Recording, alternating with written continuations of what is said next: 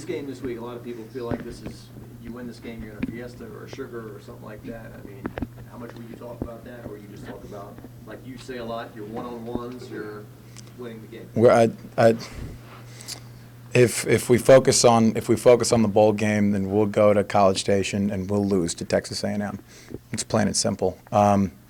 We have to focus on winning our individual battles, on just winning this game and treating this game like we treat any other game, no matter the opponent, no matter the record, no matter the environment. We're going to have to focus on getting better as LSU this week and focus on beating A&M. Arkansas and Rice aren't the best two teams on your schedule, but it seems like the passing game is starting to click a little bit more than it did earlier. Do you find that's the case? You feel like it's kind of coming around a little bit late? Kind of like it always has. Yeah, I feel like we're really getting into the flow of things. It's really nice for everything to kind of heat up and be able to mix together like that. Kind of like an alloy, you know. It's all beginning to work and mix, and we love it when that happens, because when that happens, we begin to roll. Texas A&M #1 in the SEC in rushing defense. Just talk about going up against them. You know, it's going to be a challenge, like it is every week, and we're going to be excited. I know Coach Craig's going to be fired up this week, and we're going to have to get after it. Have a great week of practice, a great competition Tuesday, and be ready to run the ball. So everyone knows kind of the history. They haven't beaten LSU since they've been in the league. Once the game starts, does stuff like that matter or not?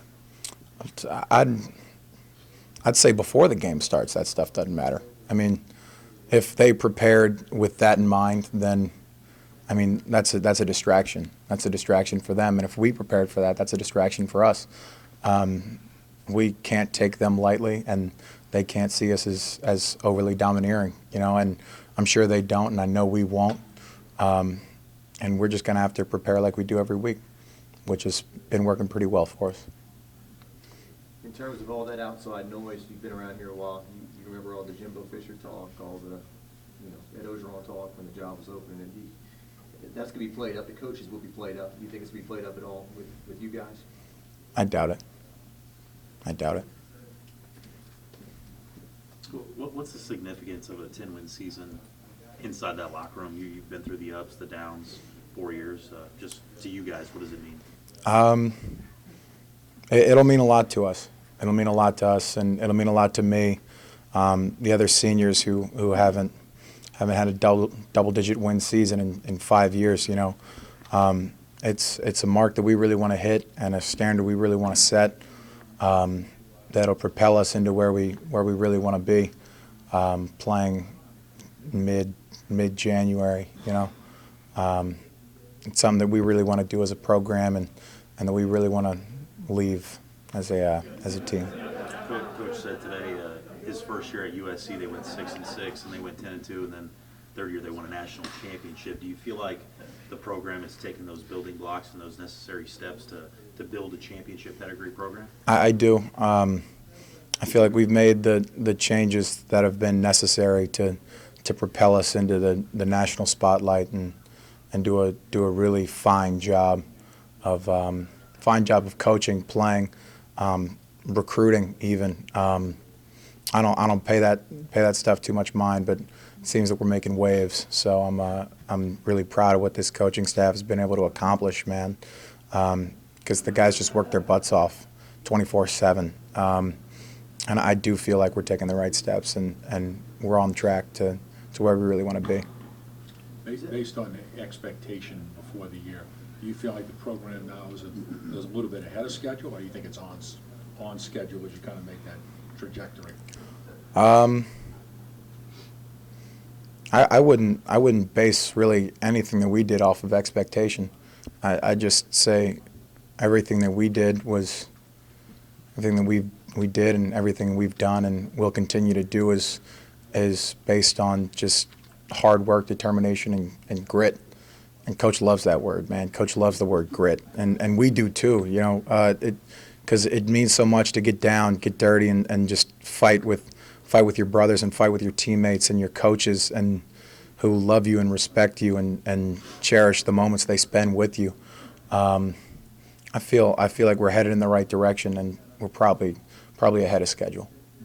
So is this one of those great games, do you think? Absolutely. It has been for the 4 years that I've been playing here. It will be this year, and it will be for the years to come. Joe was just in here. Obviously, he was a big part of this season, and he was thinking back to taking a gamble to come and play with a bunch of guys he didn't know, and I guess how appreciative he is the way he was welcomed in. Is that something this team in the locker room would have done for anybody, or do you think maybe who he is had something to do with that? I think it's a little bit of both, because we really, before Joe got here, we had a great locker room. We really did, and ever since he's been here, he's really been able to mesh with the guys, and I think the best characteristic that will resonate with our locker room is hard work and accountability, and he's shown different levels of that we've seen. Just an incredible leader, an exceptional teammate, and we love him like one of our own because he is, and he's helped us do great things, and hopefully he'll get us to where we need to be. Is Texas A&M one of the more unique places to play in terms of the cannon and the swing back and forth and all the stuff? It's a very cool place to play. It's a place that I remember playing in for years to come, and we always have a blast. You know, we always have a blast playing here at home when, I mean, the crowd is at its finest, to really anywhere. You know, it's always a really fun time, and we always really enjoy doing it.